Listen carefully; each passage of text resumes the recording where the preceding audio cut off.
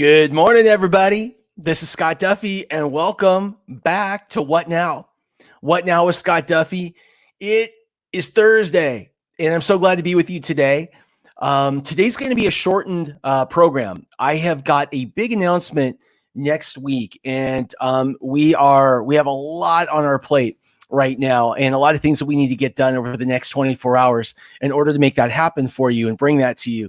And so this show is going to be short. We're going to be about 10 to 15 minutes, but there are a few things that I want to share. And by the way, as we let this propagate, if you're just dropping in for the first time, please go ahead and in the comments, write down your name, the industry that you're in, and the biggest challenge or the biggest question that you're having today so that I can do my best to shape this show around it. I want to say good morning to Michael. I want to say good morning to Patrick. Good morning to Rob. I hope you guys are doing amazing. It is a great day. We have been powering away on our end all day, getting ready to make a big announcement on Monday with an event that we're throwing May 21st. Make sure to mark it down. May 21st from 8 a.m. to midnight. We've got like 40 of the most amazing speakers out there. Founder CEOs from some of the biggest brands in the world. Some of the biggest celebrity entrepreneurs, entertainers, athletes, artists that will all be a part of this incredible event that I can't wait to share with you next week. We have about 30 seconds before we go on radio. And so we're going to let this propagate for just a minute more. But look, if you're just joining for the first time, I want to welcome you. If you're joining us on Facebook, on YouTube, if you're on Instagram, if you're on LinkedIn, if you're on Periscope, I want to say good morning. And thank you so much for joining. And please, again, drop your name into the comments, the industry that you're in, and any challenges that you might be having so I can address those today. And here we go. Good morning. My name is Scott Duffy, and this is What Now with Scott Duffy, presented by SAP Concur. I want to welcome you from wherever you're listening. You can tune in each day at 10 a.m. Pacific time to watch the live broadcast on YouTube and Facebook, or listen nationwide on Dash Radio, or download the podcast. This show is for entrepreneurs, small businesses, and those thinking about starting their own companies. It's for people affected by this economy. Maybe they lost their business, their job, they were furloughed, or they saw all their consulting contracts disappear. It's for people who are asking the question, what do I do now? And how do I come out of this period even stronger? Now, as I mentioned earlier, today we're going to have a shortened program. And I'm going to have to drop off early to get ready for a big announcement that we have next week. And next week, we have 5 amazing guests that are going to be joining us. So we have 5 special guests leading up to that event, and I cannot wait to bring those people to you. In the news today, it's been 8 weeks today. It's crazy to think about that. 8 weeks ago today is when the market crashed. And to me, and maybe to most of us, it feels more like 8 years than 8 weeks. And since then, in such a short period of time, our whole world has been completely turned upside down. In 8 weeks, when you think about it, we have gone from the strongest economy and the biggest economic expansion in human history. Literally, 8 weeks and a day ago, we were in the strongest economy and the biggest economic expansion in human history to a market looking more like the Great Depression, which is just still has our heads spinning. Real unemployment, when you add in all the stuff that the government takes out to make the numbers look better, when you add it all back in, it's well over 26%. And based on today's jobs report, that could get closer to 30%. Many businesses are struggling, or they're being forced to close down.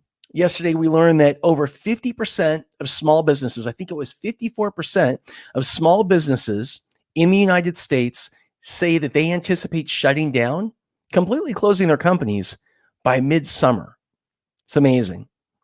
We're expecting more bankruptcies this summer than any time in history. And the more I think about what I'm sharing with you, the crazier it all sounds that this has happened in only 8 weeks. Now, many of us hoped that we'd see relief from the government in the form of stimulus, loans, grants, or unemployment. But who gets access to these funds has really just proven to be pretty doggone random. I've applied for everything. I've gotten nothing. I have some of the most amazing people who are so connected and lead big organizations who are guiding me. I haven't seen anything on programs like EIDL or PP, any of that stuff. Meanwhile, I know people that I've coached, that I've advised, I've actually helped to create their packages. I have friends that have received not only approvals, but they've gotten money in the bank. And so, many of us, again, as small businesses, we have been hoping that we would see relief from the government in the form of loans, stimulus grants, or unemployment. But who gets access to this seems to be totally random. There's really no rhyme or reason to it. And despite all the government rhetoric, we're seeing that the real is that most people aren't receiving the aid that they thought they were going to get or were told they were going to get. Meanwhile, the number of COVID cases worldwide continues to grow. Here in the United States, we still haven't flattened the curve. In fact, the number of cases in several states keeps rising and rising more rapidly. But we got to get back to work. We have got to get back to work. Our country is based on a consumer-driven economy. So the government's beginning to ease restrictions. I am in Newport Beach today. And what is super awesome is yesterday, Gavin Newsom, the governor of California, announced that he was going to be reducing restrictions across the state. Late in the afternoon, our LA mayor, Eric Garcetti, announced that he was going to be reducing restrictions with regard to stay at home. And so that is all amazing. That is all awesome stuff. Now, I can't get too excited because, for example, this morning I was getting a ton of email from local vendors. We're going to be back open tomorrow. We're going to be back open on Saturday. The problem is it's all pickup service. So there's a lot of stuff I want to get at the sporting goods store, but I still can't go in. My favorite restaurant is opening back up on Saturday in Los Angeles. I still have to order out, but they're open, and that's good news. It's progress. I'm curious where you guys are. I'm curious where you guys are at in terms of if you're at work, if you're planning to go back to work. I'm curious how you're doing in your small business. Are you continuing to thrive? Have you struggled? Have you pivoted? Have you adapted? These are stories I love to learn and I love to share. So again, anything, whenever a user says, yes, but you can go to the liquor store. I think that the liquor store was deemed an essential service or something like that, because yes, every liquor store I've seen has been open. That's pretty funny. So what is this process going to look like of opening up? We've been told a whole bunch of different things. The president laid out a plan. Our governors laid out a plan. Different counties here in California have laid out different plans. But I think at a high level, at the end of the day, this is what it's going to look like. The first phase of opening back up is going to be we're going to stabilize our essential sectors. I think that's number one. So during this phase, we expand our testing, our tracing, and supported isolation when people need it. I think the second stage is going to be where we expand our essential workers. So this would include both short, medium, and long-term needs that we all have, and we would ease social distancing. I think that the third step is that they're going to end the collective stay at home, which we all can't wait for. So you can mobilize non-essential workers, further relax restrictions. And then step 4 is going to be the full pandemic resilience response, which means that we open schools back up, we return more people to work, and we get back to more of a new normal. That is what I see happening. So there is good news. And the good news is that we are getting back to work. And I just want to congratulate you. And I want to send you love. And I want to send you just amazing light and energy for getting through the past 8 weeks. Because it has not been easy for anyone. And again, I just want to applaud you for that. Because we have a shortened show today and we have just a few more minutes, what I wanted to do is I wanted to focus on some stories today and just share some inspiration, some things that make me feel good. And hopefully they'll make you feel good as well. I think that this is a great time to inject our days with a little bit of levity. I think it's time to have a little bit of fun. And so there are 3 stories that I was thinking about this morning that I thought would be fun to share. And for people who've seen me speak, you may have heard some of these stories, but why not? Let's have fun. So the first story is this. A few years ago, I was invited to a venture capital conference. It was on the big island of Hawaii. And I was so excited to go. The market was booming. And all I knew is it was being put on by this iconic venture capital firm. And the people who would go would be amazing. The founders, the CEOs of some of the hottest, the biggest, the baddest tech brands at that time. And so I was excited to go, but I didn't know for sure who would be there. And the reason is they wanted to keep it all secret. They wanted to keep it secret. They wanted it to be a surprise. So we had to sign this stuff saying we wouldn't say if we were going. We wouldn't tell people what happened while we were there for a certain amount of time. So anyway, so I go to Hawaii and I go to check in. I remember on the first day of the event, here's what happened. What happened was I go up to this desk and say my name, and they give me a shirt. And it was a certain color. And my job was to find everybody else that was there that had the same color shirt, because we were going to make up a team. And the team was going to compete in an 8-hour scavenger hunt around the big island of Hawaii. Like, really fun, really cool. So I start looking around for the people who might be there and be on my team. And I see the first person, and the first person is Dick Costello, who was the CEO of Twitter. I look over here at Sarah Lacey, iconic reporter up in the Bay Area on tech. I look over here, there's Bill Tai, the famous venture capitalist. But we couldn't find the last person. Looking around, I literally bumped into him, MC Hammer. You guys know MC Hammer, Can't Touch This, the Hammer Dance, all that kind of stuff. MC Hammer. So anyway, we go to the first clue. We pile in this van, we go to the first clue. And we get there, and these things were really tough. And there was this, and we read the page, and we read the clue. And me and Bill and Dick and Sarah, by the way, I'm thinking with their brain power, there's no way we can't win. Me and Dick and Bill and Sarah, we're looking at this thing. We're trying to figure it out. We can't do it. Now, Hammer, he's over there. Hammer's over there. He's on the phone. He's talking to his friends, whatever. So I walk over and say, Hammer, would you come over here? Could you help us? I said, no problem. So he walks over. He says, let me see the clue. He takes it. He reads the thing. I think one time he looked and he goes, do this, this, this, and this. And he walked away, like dropped the paper, like literally dropped the mic. And guess what? He was right. So we'll go to the second clue. It was in a tree. Hammer, could you come over and help? Sure, no problem. He does the same thing. Guess what? He was right. We had like 8 clues to solve that day. And I think MC Hammer solved every single one of them. It was incredible. And I remember that night, I was in the hotel lobby and I saw Hammer and I walked up to him. I go, dude, I said, that was amazing. I said, how did you do that? And he started to laugh. And he said, Scott, you entrepreneurs are all the same. He said, you start over here, okay? And then you have a goal you want to get over here. And he said, here's the thing about all of you. You figure out a way to make things so damn complicated in between. He said, I live my life by a very simple rule, and it's this. I always find a way to the simplest path first.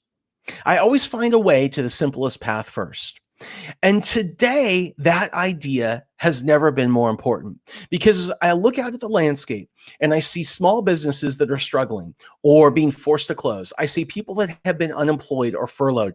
I see people that have lost all of their consulting contracts, and they're asking themselves, what do I do? They complicate the answer. They try and come up with a big idea. They spin their wheels doing a lot of things. I'm going to tell you what to do, and it's simple. Ask 2 questions. Go to your clients or former clients, your prospects or former prospects, your family, your friends, the people you love and you live with, and ask them 2 questions. What do you need? What do you need today? And what has to happen? How do you know you're getting what you want? Let people tell you what they need. Get that information, then go out and develop the most basic version of what it is. That's it. The minimum viable product. Get it out fast. Get it out early. Get it in those people's hands. See if they like it. See if there's something they change. Go back, iterate, and adapt, and then relaunch. And then when you find the right product market fit, that's something you can take to the market. Now, I've read on the show So many different great opportunities that are out there today. So like if you want to make it even simpler, because we're talking about simple right now. So simple is asking those two questions. Simple is also, if you just want to go find something to drop into, taking a look at what some of the biggest needs are today and go do business in that space. For example, you know what's hot right now? Notaries. Gosh damn, everyone's got so much legal work they have to do. They're refinancing their house, they're redoing their loans, they're this, they're that, they're applying for stuff, they're certifying stuff. Become a mobile notary. It ain't that hard. Become a mobile notary, market that service. There you go. There's something you can do right away. Become an appraiser. Really hot right now. Real estate agents are getting hotter. My friends that are real estate agents are telling me less stuff on the market right now, so prices are higher. However, they expect a ton of stuff to come on the market this summer. There's going to be opportunities there. So next time we're on this show, I'm gonna go through that list of opportunities. But what I'm saying is this: don't overthink it right now. Do not overthink it. Find a way to the simplest. Find a way to the simplest path first. That's what I'd recommend. The second story is this: when you find an opportunity, I want you to jump on it. I mean, like don't tiptoe to it. Don't be cute with it. Don't come at it slowly. Don't look at it. I want you to jump right on that and tell you a story. Got a good friend. His name is Gary Goldstein. Gary Goldstein is he's kind of a film icon. He's a producer. And when he was a young guy, he always loved filmmaking. And he dreamed of being a filmmaker, being a producer. Now, he was an attorney by trade. And he lived up in San Francisco. And one day he decided that it was time. It was time to head down to Southern California and basically to drop into his dream as a producer. So he did. He came down. He used his legal skills to become an agent. And as an agent, he was a lit agent. He represented writers. He felt if he represented writers, one day he'd find a script that he loved that he could go and sell and then produce. That's what he did. So anyway, one day, Gary gets a call. And again, he's been doing this for a long time. He's been hustling. He's been trying to find that opportunity. He gets a call. And back in the day when video, so before Netflix and before all that stuff, back in the days, like before even Blockbuster, when you get a VHS, get a video, when the small local mom and pop video store started to spring up, they had a problem. The problem was there just was not a lot of video out there. There wasn't a lot of stuff on video. And so what they would do is you would go and you would create a poster, like a movie poster, and a totally outrageous movie poster with a totally outrageous title. And think about this if you're an entrepreneur. Instead of writing the script or like a business plan for it, you would go and you would sell the poster in the title and that idea. And then you could get financing and it would be small. It could be anywhere from $25,000 to $50,000, if that, to go and to make this stuff. They just needed content in these stores. So anyway, something happened on the film. Gary gets a call. Guy says, "You want to do this?" And Gary said, "Well, tell me." And he said, "Here's the thing. I can give you this thing." And he said, "But you got 30 days and that's it. You have 30 days to write it, to cast it, to shoot it, to edit it, and get it to me. If you get it to me one day late, you don't get paid. If you do it right, here's what you get." Now, the amount of money that he was given wasn't enough. Most people would say that is not enough. And they would walk in the other, they'd say, "No way." Right? Because they need more. Because again, more to most people is they think it's better, but more is more risk, more time, more bullshit, more all that kind of stuff. I don't like more. I like simple. Okay? Less is more. Less is what most people think is more. So here's what he did.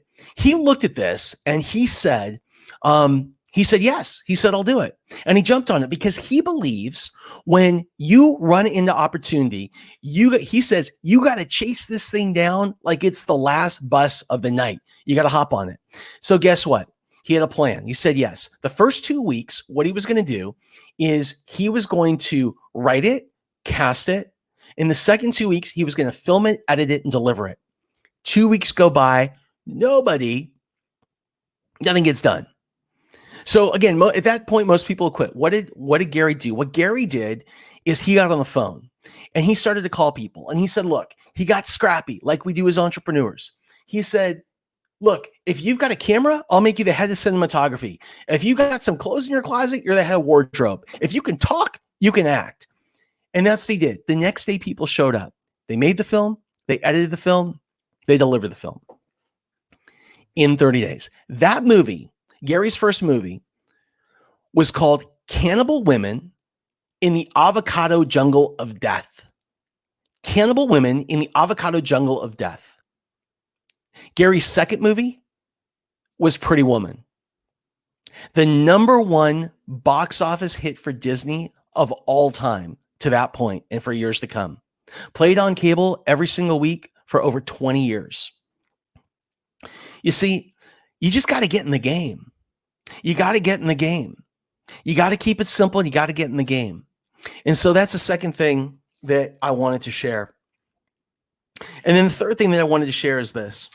Once you have simplified it and you jump on the opportunity when you find it, what I really want to recommend you do is you stay committed to sticking to one thing and really nailing that thing before you try 20 others.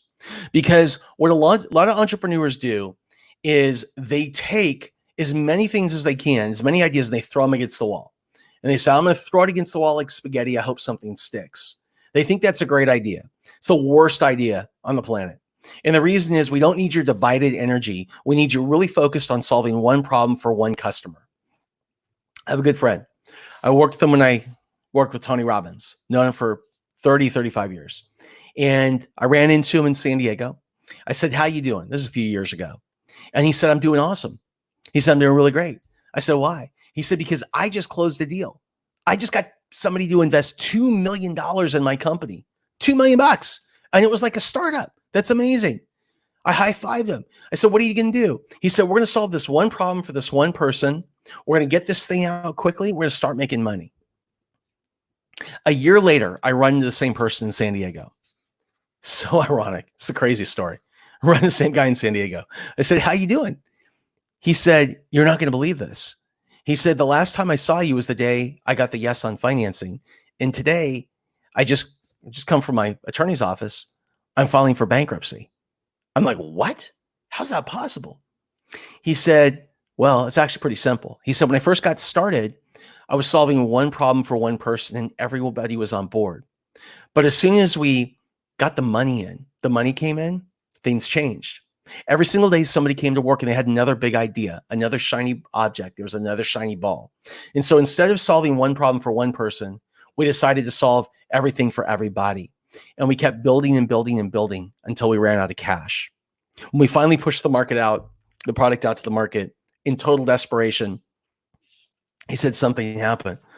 What happened was 95% of the people who came to our site used 5% of it. They used 5% of it. And he said the 5% they used was the original product, the original thing that we were going to build. That was it. So if you reverse engineer that, he said, I spent 95% of my time and money. Basically, I wasted it on the wrong stuff. And so again, what I want you to do is this. Keep it simple.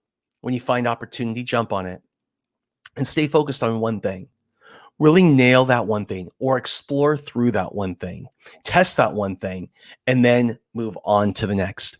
I have got to jump for today. This is Scott Duffy.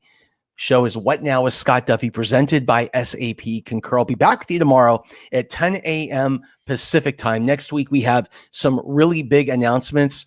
Make sure to pencil in May 21st, 2020 from 8 a.m. to midnight. We have a big event that we're going to be announced on Monday. Incredible partners, and I can't wait to share it with you. You guys have an amazing day, and I look forward to seeing you tomorrow. Bye-bye.